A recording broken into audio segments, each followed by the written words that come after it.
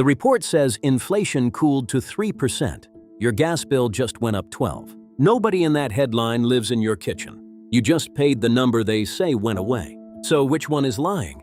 The answer is neither, and that's the part nobody explains. The number is real. It is just not measuring what you think it's measuring.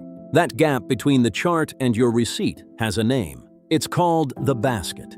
And almost nobody has actually seen what's inside it. Every month, statisticians build a theoretical shopping cart for the average household. Groceries, rent, gas, healthcare, all weighted by how much the average person spends on each. Add it all up, compare it to last year, and you get one clean number. One number for 330 million completely different lives. You don't spend like the average household. Nobody actually does.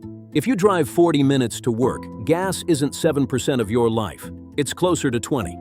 If you rent in a city that just raised your lease, housing isn't a third of your budget. It's most of it. The average smooths all of that into something that feels calm. Calm is the whole point. A calm number keeps everyone calm. But there's a second trick inside the basket, and it's stranger than smoothing.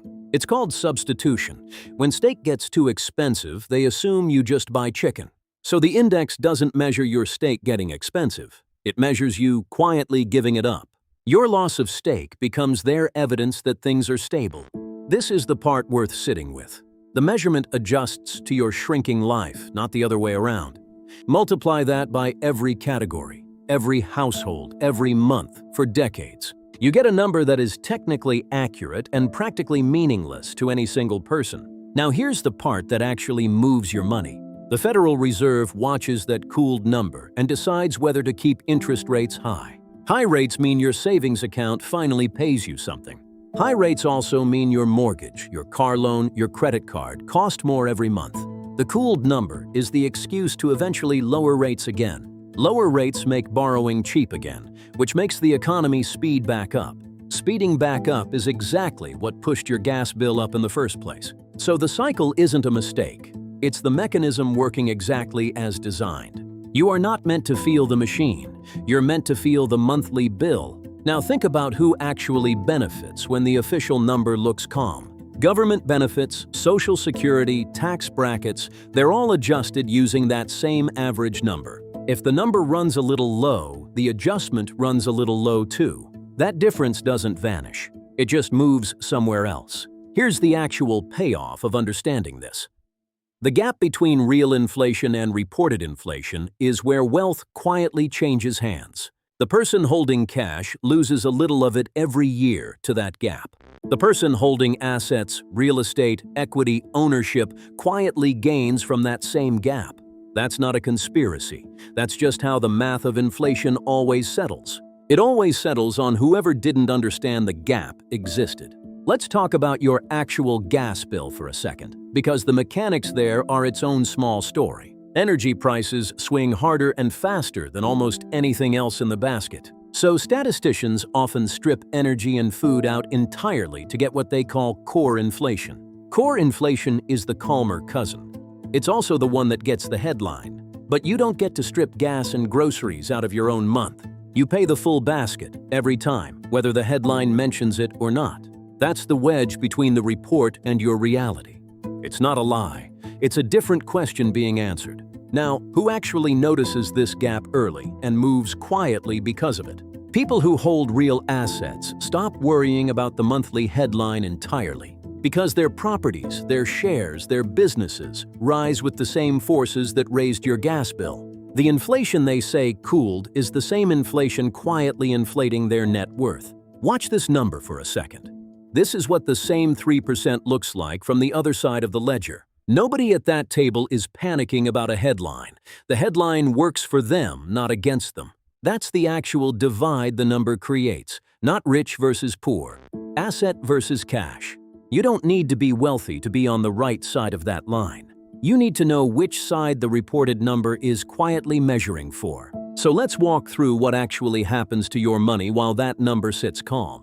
Rent renews once a year, but landlords price it against real local cost, not the national average. So your rent can jump 9% in a year, the national number calls calm. Insurance renews the same way. Car insurance, home insurance, both quietly repricing against real risk. Groceries reprice weekly. The index catches up to that reality months after you already felt it. None of this makes the headline number fake. It just makes it late and averaged and not about you specifically. Which brings us to the actual quiet move people make once they understand this. They stop measuring their life against the national number entirely. They track their own personal cost of living instead, month by month, category by category. And they move whatever savings they can into things that rise when prices rise, not because they're chasing wealth. Because cash sitting still is the one thing guaranteed to lose to that gap every year. This is not a call to panic, and it's not a stock tip. It's just arithmetic, playing out slowly. The people who look calm about money almost never got there by beating the market. They got there by understanding which number to actually trust and which one to just quietly work around. So next time the report says inflation cooled, don't argue with it. Just check your own basket: rent, gas, groceries, insurance. That's your real number. If that number is still climbing, you're not imagining it. You're just measuring something more honest. And that's really the whole point of the gap. It's not there to trick you. It's just built for someone else's life. Now think back to that vault door from earlier. That gap is what's inside it. It didn't disappear when the report said things cooled. It just moved quietly to whoever already owned something. You don't need a mansion or a jet to be on the right side of that movement. You just need to stop treating the calm headline as your calm month. Because your gas bill was never wrong. It was just telling you the truth in a smaller font. The report will keep saying calm. Your receipts will keep saying otherwise. Both of them are correct. Only one of them is actually about your life. This isn't financial advice. It's just how the number gets built and what it leaves out. What you do with that gap is entirely your own decision, made quietly on your own time. If this kind of thing is useful to you, there's more like it here. Check your own basket before you trust the headline. That's the whole method. Start with the receipt you actually hold, not the one the report imagines for you. Circle the 5 things you buy every week, the ones that repeat. Not the index's basket, yours. Bread, gas, rent, the coffee you tell yourself is small. Price them today, then go find the receipt from a year ago and price them again. That gap in your own numbers is the only inflation rate that has ever mattered to you. Watch what happens when you run that math against the raise they gave you this year. On paper, you got ahead. In the basket, you're standing still or quietly losing ground. This is not a call to panic about it. Panic was never the useful reaction here. It's a call to stop outsourcing your own arithmetic to a headline written for everyone at once. The average was never built to describe you. It was built to describe a country. You live inside one basket. That basket has a name, an address, and a rent due date. Track it once a month. 5 minutes. It costs you nothing and tells you everything. The people who are quietly fine right now are not the ones who guessed correctly. They're the ones who kept a receipt, did the math, and adjusted before the headline caught up.